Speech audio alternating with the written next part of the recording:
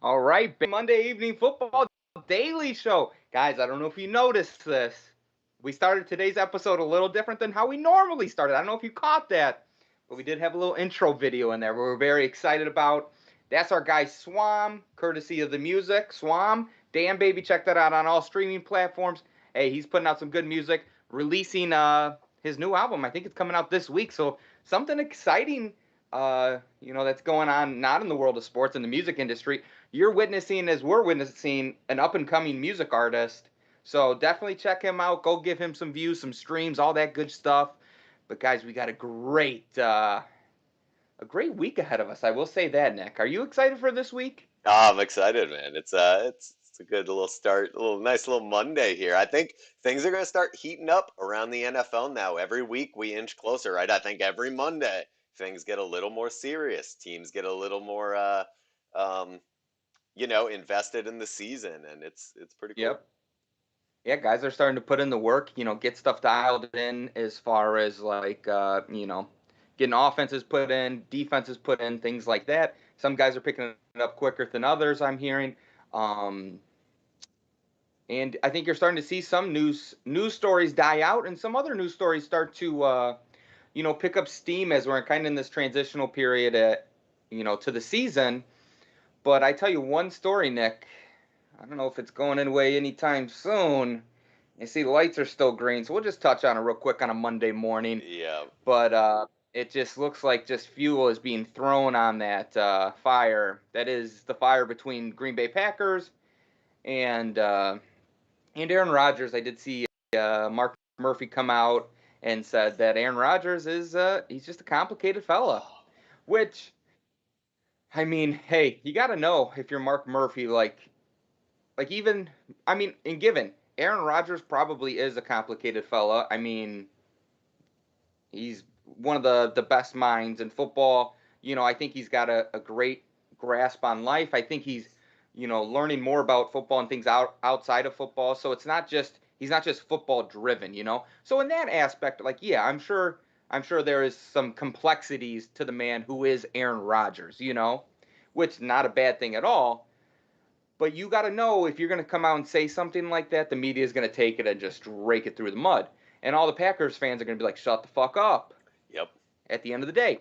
Because, you're coming out saying, oh, we should probably just keep these conversations private, not add anything to the drama.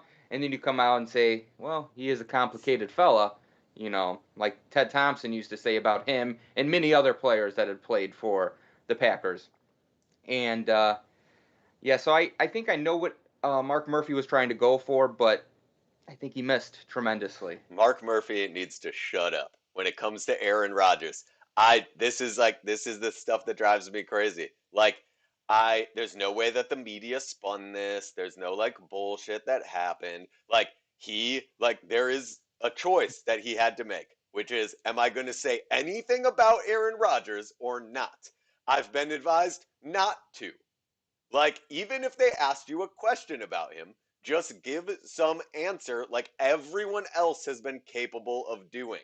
Everyone else. LaFleur's just like, we'd love to have him back. Why could Mark Murphy Yep. not just say something along the lines of, yeah, we're working on it and move on? He had to open his mouth. And the reality is this guy drives me crazy because no one cares what Mark Murphy has to say or thinks anyway. There's no Packers fan walking around like, you know what? I'm really interested to hear what Mark Murphy has to say about this, especially in regards to this Aaron Rodgers situation. If Mark Murphy was not in charge of the Green Bay Packers starting today, half of the fan base would not even notice. They would not For know. sure. There is no need.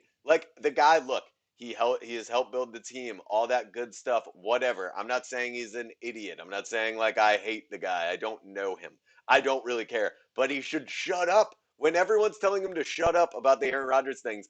Just shut up. Like no one is interested. Like have some humility. No one cares what Mark Murphy has to say about any of this. He's only making it worse. That's just the fact of Yeah. the matter. Like I don't know what else to say. Like this guy just needs to shut the hell up. And I will say it this way: maybe someone hasn't told him to shut up in the right way. You know, these old whites, they only understand one way to be told to It's shut up. true. And here, I'll say it right here. So hopefully Mark Murphy sees this. Mark Murphy, just shut up and crunch the numbers. That's what you're good at. You know, Yes. stay in your lane, homie. Yes. That's what it is at the end of the day. Stop talking about Aaron Rodgers. Stop talking publicly about these players. Get your team under the cap.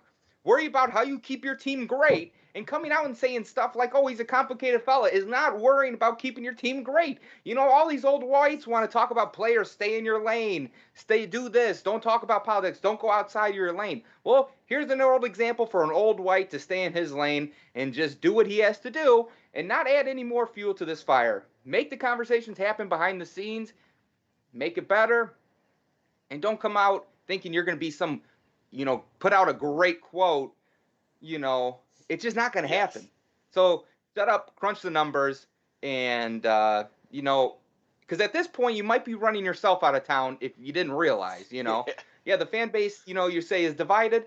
Yeah, I'm sure they are divided because half of the fan base is like, oh, I don't mind Mark Murphy, doing what he has to do for the Packers organization, and the other half is this guy's a freaking idiot. So I mean, that's where it's divided. It's not divided around any of this Aaron Rodgers stuff. It's probably more divided around Mark Murphy at this point.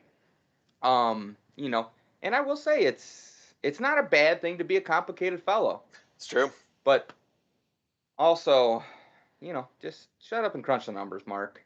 That's all it is. But that being said, we'll switch over to other little quarterback drama. But Nick, I don't know if you heard this, but Russell Wilson did not request a trade. Yes, that did come out this weekend, I think, or maybe it was like late Friday or something. He was like, "Yeah, I didn't," and that's interesting because that had come up before. That they had said earlier in the offseason that he wanted out, and he's saying he didn't request a trade. I am always skeptical in situations like this because I don't know like what exactly you just don't know what exactly went on. Is he saying like technically I didn't request a trade, but like Yes. did everything else? Like I mean, at the end of the day, it's hard to know, right? But I do Yeah. think overall, this is Russell Wilson sort of trying to smooth things over a little bit potentially. If any of the fan base, any of his teammates thought maybe he was trying to bail, and I think that's a good thing overall for them. But interesting that he says he didn't request a trade. Um, because like I said, I mean, okay, like I don't know. Sometimes I wonder about that stuff. Like there's a lot of guys that are like, "No, I didn't cheat on you" to their wife, and it's like, okay, like technically you didn't, but like come on, man. Like, if I got a list of 15 things that you did that look like you cheated on your like, it's the same idea. I think it's like, Yeah. yeah, but if he's having his agent kind of see what's going on and he's doing a little of this and doing a little of that, like the fact that he didn't kick the owner's door down and be like, I demand a trade. He those stories didn't leak for nothing, there was definitely some sort of like fact finding going on, some sort of like little bit of like who might want me, there had to be. For sure. Absolutely. And I actually, I watched I think it was his press conference that he came out and he was talking about it. And I read a couple articles up on the situation, and from what it seems like, it seemed like his team, maybe not him himself, but definitely expressed their concerns. And when those weren't met with what they wanted to hear, it did seem like they did dig in for a trade. Right. And yeah, like you said, they may not have came out and actually requested that trade, but when your camp is, I mean, it's essentially the same thing, like you're saying. And I did see in there that well, one of the reporters asked him, like, well, you did have a list of teams. He's like, well, once I did find out, like, I was on, potentially on the trading block, I did mention that, oh, these would be the teams if you were to move me. It's like It seems very click on Russell Wilson's side. It's like, oh, there's trade talks around me. So here's like, if I am gonna leave Seattle, here's the teams I want to go to. Yeah, it's like why Like, and it's why like, would the team start trade talks? Like that's my thing. Is like why would they Okay, so you didn't yeah, request a trade. So the Seahawks were like, "You know who we should trade?" I was looking yeah, at our roster and I was thinking about guys we could potentially trade. And with no indication from Russell Wilson in his camp, I think he is the perfect guy we could get rid of. There's no way that the team came up with that on their own. So it does seem a little bit like not really believable. And Russell Wilson has a quality to him where, sorry, I'm sure that the Seahawks fans are going to get pissed at me, but the reality is Russell Wilson has a quality where I think people don't always think he's genuine. I think they think a little bit of his persona is a little bit bullshit and a little bit smoke and mirrors from time to time. And this feels like an example of like, dude, come on. Like, obviously, you did something. Like, it didn't come. Why would the team trade him? Why would they explore that on their own with no indication from him that he wanted out? That seems like yeah, silly. It seems like he's focusing on the semantics to be like, I mean, I didn't write on a piece of paper, I want a trade and slide it under the GM's door. Like, come on, man. Come on. Like, yeah. I almost wonder like how the Seattle Seahawks fan base thinks about this or feels about this because it did seem like, I mean, if you're just watching it from an unbiased opinion, it did seem like Russell Wilson was unhappy, and it did get bad enough to where trade talks were happening. yep. Whether that was he requested it or Seattle was like, oh, we can't have this guy talking bad about Pete Carroll. But also, it's like, I think when you're looking at an organizational thing, I think Russell Wilson would rank a little higher than Pete Carroll in that organization, Yeah. is terms of in terms of importance, like to the team and winning. But it seems like they got whatever was going on there worked out because you do have Russell Wilson coming out and saying these things, which I'm sure is to obviously mend those fences for the fan base and be like, hey, I'm saying go Hawks again in my IG videos. Like, it's all good. But I don't know if it is all good, but it'll be good for this season. And I'm sure Seahawks fans are happy to have him back for this season, Oh, yeah. hopefully further in the future. But I think we could be running into a little bit of a hamster wheel situation here come next off season again with Russell Wilson. I agree. So it'll just be something to, keep an eye on and see just kind of how much Russell Wilson has control over the offense this year, because I think that's going to be a big indicator whether he stays in Seattle or moves potentially tries to move on from that situation. Yep. Because after all, that is ultimately what he wanted, and he wants to be a top five quarterback of all time. And I think he's a guy that could do it, but we'll see. We'll After see, this, because running your own offense, it's tough.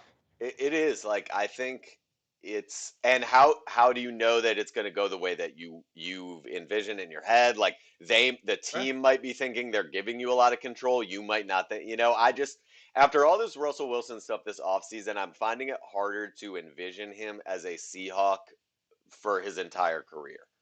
Yeah. It does seem like one of those things. I don't think Pete Carroll is going to be there his whole career. Pete Carroll I think is a little bit older at this point. I don't know that, and he's had some times Yeah. with that organization where he's kind of been in the hot seat, and so I don't know. I find it hard to imagine Russell Wilson is in Seattle his entire career, but at least for this season, he'll be around, and that Yeah. division is going to be absolutely brutal. So we'll see how it pans out. Yeah, absolutely. And it's tough from season to season to really like determine the changes, because yeah, you could may give Russell Wilson some more control, but some other teams might be ready for that, or maybe they're not ready for it, and that adds an element of mystery, if you will, in that offense of like, you don't know, or you haven't been able to study like Russell Wilson's changes, on the field, like Right. audibling out of certain situations. So that is uh that is an aspect that I think could play into this whole Russell Wilson thing, and it'll be interesting to see what happens over the season. But talking season to season, obviously the Bucks want to repeat, and they think they have the tools to do it. But Tommy B came out and said, "Whoa, whoa, whoa, whoa, whoa, whoa, whoa! Let's pump the brakes, Bucks fans, because it's tough. it's tough to go back to back in Super Bowls. It's not the easiest thing in the world. And I think Tom Brady, the only time he did it was 2003 to 2004. Was Yeah, when he yeah. was with the Patriots and they went back to back. He says that it's such a tough thing to do, and the reasons that he kind of outlined in it really made sense to me. You know, Obviously being a new season that brings new challenges that weren't there before. Other teams have different adjustments to that team that will make them more competitive. And it's not like they had an easy road to get to the Super Bowl. You can argue in that NFC Championship games, a couple defensive adjustments made by the Packers there, Right. and who knows how that game ends up. So you're going to have teams making those kind of adjustments where they got burned the years before, and putting in new schemes, and who knows, there's always that one offensive scheme that's new, fresh, that gets put in every year by one team, and it's like, oh, works very well for the first couple weeks until teams start to figure it out.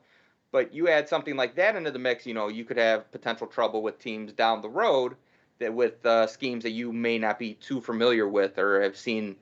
But another thing that he did mention, Nick, was the marketing opportunities that come with winning a Super Bowl. Uh, Maybe for some guys I that bet are he less did. known. Yeah, I mean, especially for the guys that are not a superstar status that Yeah. get like the great endorsement deals, but I'm talking the ones that get the car dealership deals, the local Tampa Bay ads that you see in any big market and stuff like that. And with that, obviously, you do have a little bit of a focus shift away from football, and not to say that that's going to be the ultimate thing, because obviously I think we're seeing now that players can do more than just play football when it comes down to it. But that is a little wrinkle in this that makes it tough to repeat Super Bowl wins. Yeah, it's right there. It makes me think, the question that I find myself asking is Thomas Brady having these conversations in the locker room as well because he feels a sense of maybe a Super Bowl hangover going on? Is he trying to get out ahead of this a little where he's like, look, I'm going to come out and say this publicly. I've been saying it behind the scenes to the guys on this team like, guys, I know we started hitting our stride at the end of the year. I know we played well. We get to the Super Bowl as I think the fifth seed in the NFC. We go win the whole thing, but this is this is we have to be ready. We were hungry last year. We wanted it last year. And I'm Yeah, not seeing what I need to be seeing right now at these early workouts and things like that. Maybe he's noticing a little bit of that Super Bowl hangover. He's kind of looking around the league and being like, guys, oh, okay, wait a second here. Like a lot of these teams are getting better. Like this is a serious thing. We have a good team here. We have veterans here, but yep, don't think for a second that this is all of a sudden going to be some walk in the park. Look at the NFC West. The Packers have gotten better. If Aaron Rodgers is back, the Packers have gotten better. Most of the yep, NFC West has gotten better. The Dak yep. Prescott's back in Dallas. I think he's looking around and go, and what if Jameis Winston is the guy in New Orleans? That's in your Yeah, division. yep. Like, I think he's looking around and he definitely sees the writing on the wall of like, yeah, we do not look as sharp as I was hoping at this point because, if we're not going to be as hungry as some of these other teams, I mean, who Yeah. knows? And and the other aspect of that's actually a really good point, Nick. Is he having this conversation? Did he come out and say this publicly to make sure those guys are like, because a lot of those guys probably haven't won a Super Bowl before. So Yep. now they won. It's not so much of like, oh, we're hungry type of thing, but now it's like, oh yeah, we just did it. We climbed the mountaintop. Let's do it again. Not really knowing how difficult that is, and Yep. then to have a guy like Tomas come out and say, guy, it's not an easy thing, and here's why, blah blah blah. I'm sure that intentionally, unintentionally called a lot of guys out to what they were doing or working on this off season, Yep. you know, where it might have taken some focus away from the game of football. Where if you're trying to do that, you brought entirely the whole team back. You want to be able to go into the NFL season really hitting the ground full steam, and it might have brought a lot of guys back to reality. Well, there goes gravity. Well, there goes Rabbit, type of energy back into that Bucks organization, which I think for them is, it's definitely a smart veteran move on Brady's part, and it probably does get a couple guys, if a couple guys refocus, because they're seeing that article that's coming out. Oh yeah. Um, Talking about a guy who has been focused and locked in, Nick. Uh, Odell Beckham, baby. oh, I love OBJ, man. I Yeah, freaking love that guy. he. I have a feeling he's going to have a breakout year this year. Coming back off injury, apparently he was down at Jarvis Landry softball tournament this past weekend, I believe. Uh, There was footage of him and Baker Mayfield working out in Austin, Texas. Jarvis Landry says he's, pretty much all the way back. His speed is explosive. His hitting ability is dog doo doo. Obviously, the dude can't hit dingers, but we don't need him to hit dingers. We just want to see him out there making one-handed grabs over guys into the end zone. So, with him being back, if he has come back, now you have Baker Mayfield in there. He knows what he's doing. You got a great running back core. You oh got yeah. Jarvis Landry. You had Odell Beckham going deep. You know, running fantastic routes. That team, that falls into another team that's getting a lot better because of the guys they are bringing back. That they lost there in injuries. And they were already a great team, even without him. So it will be a fun time watching Odell Beckham in Cleveland, which is like you probably couldn't say that at the beginning when he first got traded there, but I think you could definitely say that now. Oh yeah. I mean, that's the thing is you have a team that looked phenomenal last year without him. Now, I Yeah. know what the conversation's going to be, as I'm sure you do too. There's a lot of people, drinking some beers in the garage right now in and around Cleveland talking about maybe we're better without him. I mean that, right? This is the reality. They played really Yeah. well without him, and those conversations. There's a lot of people thinking, he needs a lot of targets. Maybe our offense flowed a little better without him. I am here to tell you, Browns fans, you are absolutely not better without him. You will definitely be better with him. It's freaking Odell Beckham Jr. This guy is not like like just some like oh whatever like type of receiver. He is a premier receiver in the NFL. Like this Yeah. dude is a special, special talent. And now you put him out there with the way that offense was firing. And dude, I just think at the end of the day, man, there one thing about sports is at the end of the day, they're kind of simple at times. And the Yep. NFL at times is kind of simple. It's the same thing we're talking about with the Tennessee Titans now. If you got Nick Chubb in the backfield and you're trying to figure out how to contend with that, and then you've got over there is Jarvis Landry and over there is Odell Beckham Jr., that is just very difficult to defend.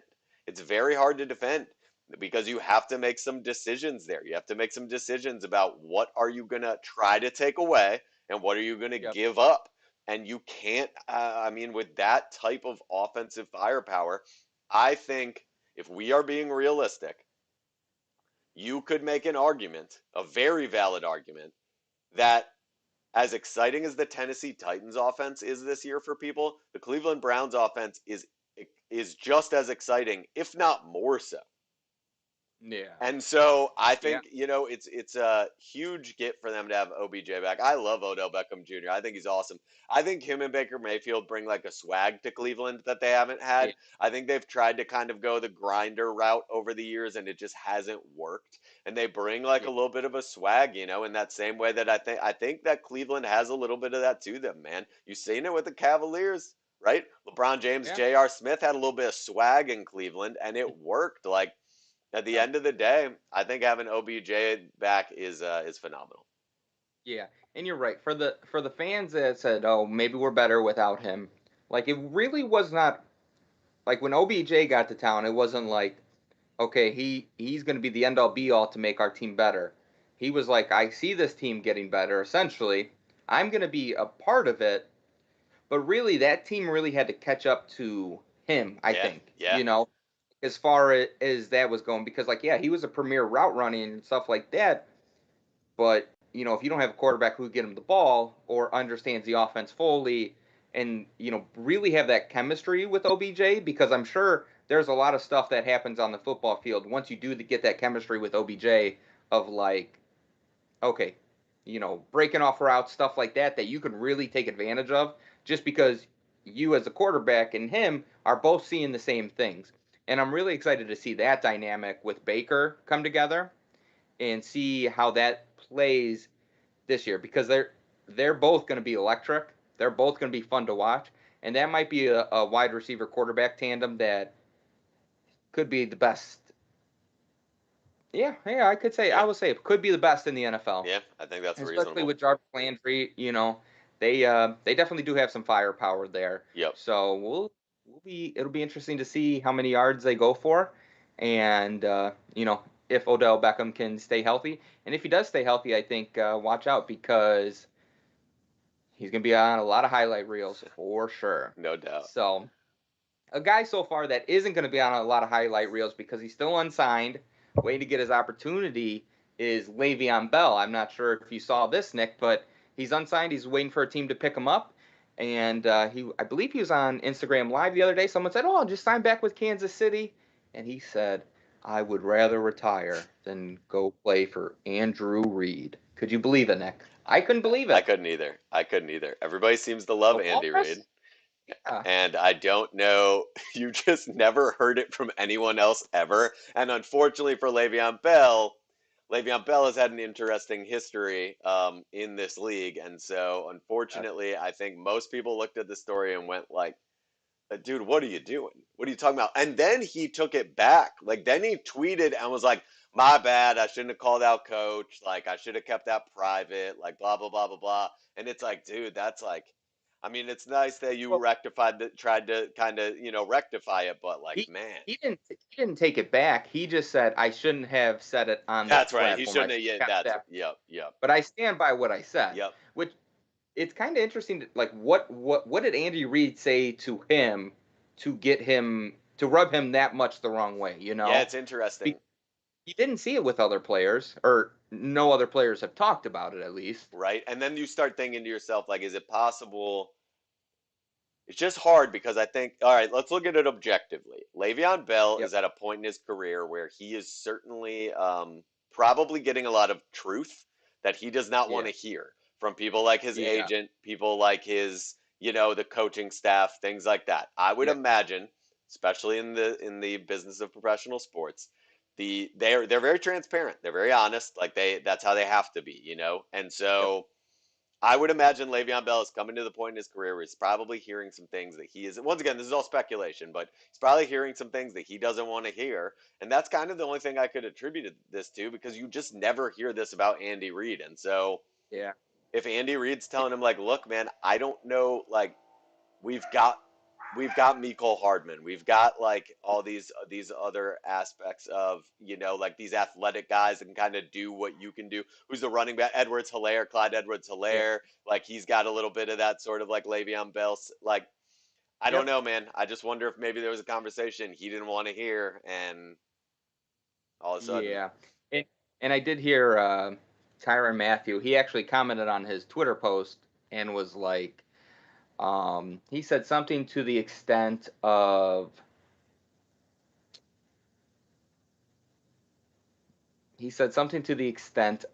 I'm, I'm gonna butcher it. So I'm deciding if I even want to say it because I don't want to put a misquote of him out there. let me see if I can pull But it up. he essentially, if I'm reading between the lines, he essentially said like, oh, you got to put in the work, and if you're Uh, not putting in the work, then so somewhat you of a can't blame anyone else for like you not having success, so somewhat of a because defense of Andy Reid. it seemed like Le'Veon Bell was like saying like, well, I'm not successful in Kansas City because of Andy Reid.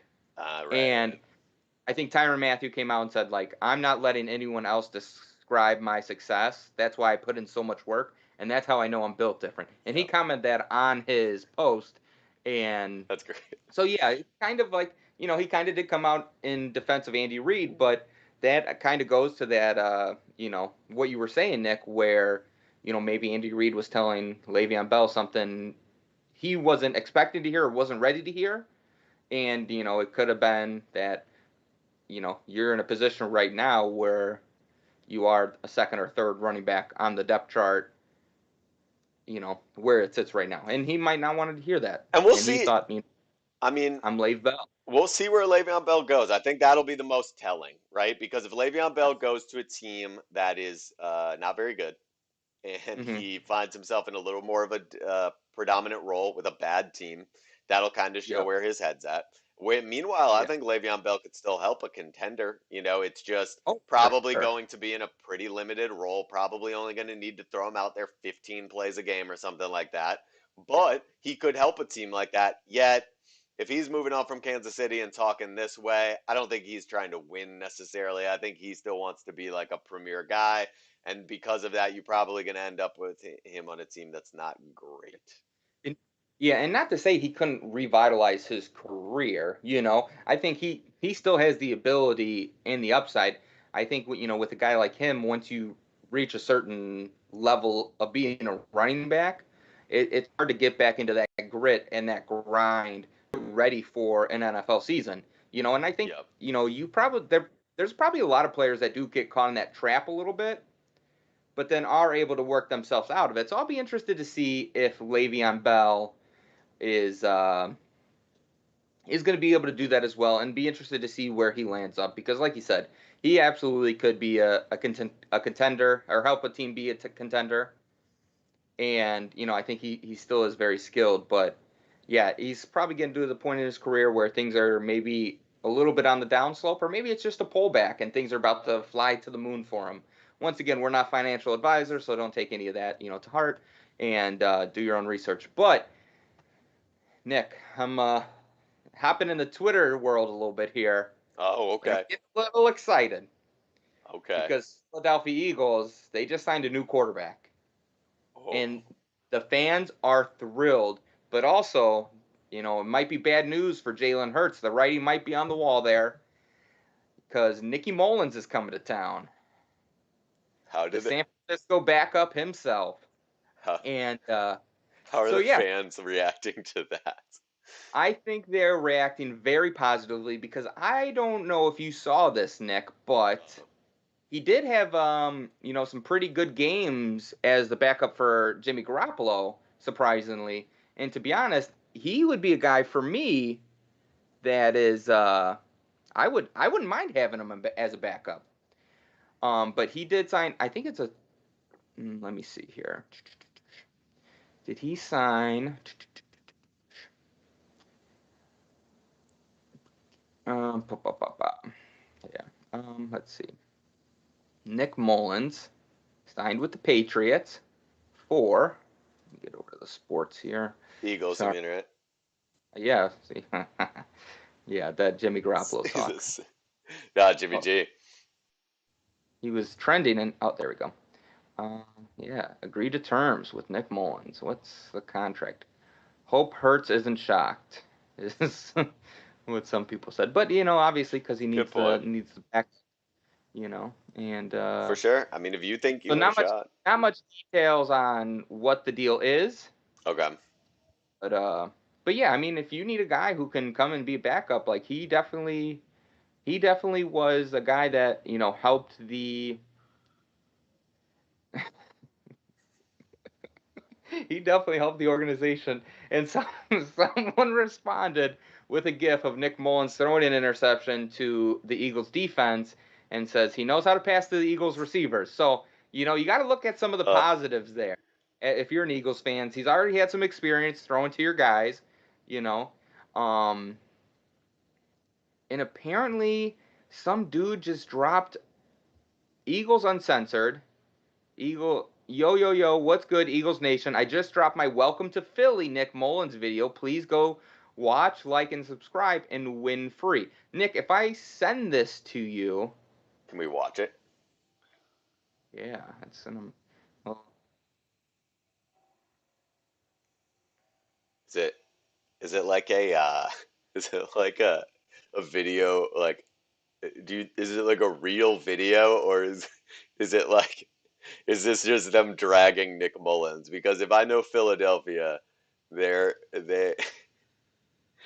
they very well may be unhappy. Philadelphia is an interesting fan base because I feel like if the Eagles went and found like a legitimate backup that was like a stud, they would be pissed. And then I feel like if they go get a backup that's not very good, they're also pissed. They seem very hard to satisfy at times. Please, yeah. I mean, based on watching, it's not a music video. I thought it was a music video, Oh, but I wish it was a music video. No, it's just some guy, an Eagles fan, pretty much talking about he was happy about the Nick Mullins okay, pickup. He's good. And like to your point, Nick, if they would have brought a starter or a good backup quarterback, not to say Nick Mullins isn't, right, right. but I'm gonna explain why they're okay with it. And this is just my words on it, not the Eagles' words on it. Ah, So yes, he's yes. not like a top tier Okay, backup quarterback. That could be one of those guys. But he's also not dog trash. He kind of fits that perfect. He really does fit that perfect backup role where he can come in for your team and they can still stay competitive. Now, here's why I think Eagles fans are okay with it. I think it's because Nick Mullins' body shape oh, okay. and like not like the most athletic, but like it's kind of sneaky athletic, if you know what I mean. Yeah, yeah. And I think that helps him be a good backup quarterback. But also, I think it doesn't give you like the controversialness of bringing in a quarterback maybe that is a little more talented and that could. I mean, he probably is going to rival Jalen Hurts a little bit, Hmm. not anywhere near he needs to get the starting job. But yeah, I think when it comes down to it, his body size is probably what helps make Eagles fans a little more accepting for this. This is the So thing, right? With a backup quarterback, you don't necessarily want him to be good, not great. You don't want to create a controversy. So you want him to be solid. Maybe they don't have as strong of an arm as the starter, but they're decent. Maybe they're not as handsome as the starter, but maybe the guy's a 6 or a 7, you know? At the end of the day, like I think that's a big part of the backup quarterback game, right? Is you got to play that sure. little bit of like, hey, what kind of car is he driving? Okay, well we can't, Jalen Hurts is out here, he's driving this. We got to make sure you got to make sure that it's like there's a clear hierarchy there, right? I think that's, Yeah, it's got sure. to be your thing. They're taking that Yeah, into it's account. like you can't like bring a guy like Cam Newton into the Eagles where he's like would rival Jalen Hurts, still might end up being the backup, but you have Cam Newton out here driving in like a Benz or something Larger pulling than up to the life. facility. Yeah, and then Jalen Hurts he's coming in with just his like still nice car, but That's not what no it is. Benz or whatever. Cam Newton has more So hats, you know what I'm saying? It's like he's got more hats than Jalen Hurts. He's probably got more muscles than yep. Jalen Hurts. Like you don't want to create that situation, really. No, it's not good for your organization that's already been struggling to get That's a persona and get back on that's what track. it So is. I do think for the Eagles organization, this is what does get them back on track a little bit. A good solid pickup in Nick Mullins, going to the Eagles. I think that's a guy can be a solid backup for your team, and you can breathe a little easier now if a guy like Jalen Hurts does get hurt throughout the season. Hopefully not, knock on wood, but if he does get hurt throughout the season, I think you're in more than not more than, but you're in solid hands in Nick Mullins that he'd be able to carry your franchise through that game or two period that he might be out for. So now it's very exciting, guys. I would love to get the Eagles' perspective on that. So if you're seeing this, make sure you drop a comment down below. Also, feel free to like and subscribe if you enjoyed the content today. We also put out a newsletter that is free. Very good information in there. Feel free. That's in our Substack link below. Sign up for that. That's going to make you a lot of money. We're not financial advisors, but it's going to make you a lot of money, and it's going to help you win your fantasy football league. So definitely check that out. Definitely check that out. And guys, it's Monday. Have the best Monday of the rest of your life. Nick, you got anything for the people at home? Guys, make sure you tune in tonight. We're gonna be taking a little taste test of this fella right here. Tio, that's my wine, baby. Terrell Owens, 81 Vino. Me and Scott, we've been talking about it a lot. We're very excited to be able to open up these bottles later on tonight, give them a try, and Yep. just see what old Tio's working with in the vineyard. So very excited, Yeah. looking forward to that. We'll be talking football. We'll be trying a little bit of that wine tonight. That's going to be at what time is that? 9 o'clock Eastern, correct? Yep, Yep, nine 9 o'clock o'clock Eastern, Eastern. Yep. and we will be previewing the Baltimore Colts versus the Baltimore Oh, Ravens. We're beautiful. doing. Oh, I'm just gonna a little throwback, but Indianapolis Colts versus the Baltimore Ravens. I would love to see what Monday Night Football spins that into, because it's going to be the old Baltimore football team versus the Yes. new Baltimore football team. And we'll have that broken down for you on the Monday evening football preview show.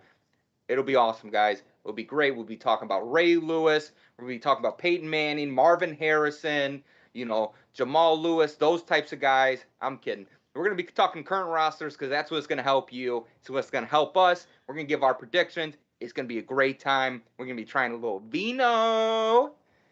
It'll be delicious. So make sure you Forward to tune it. into that. Other than that, you guys have a great rest of your weekend. We'll see you guys later tonight. Adios.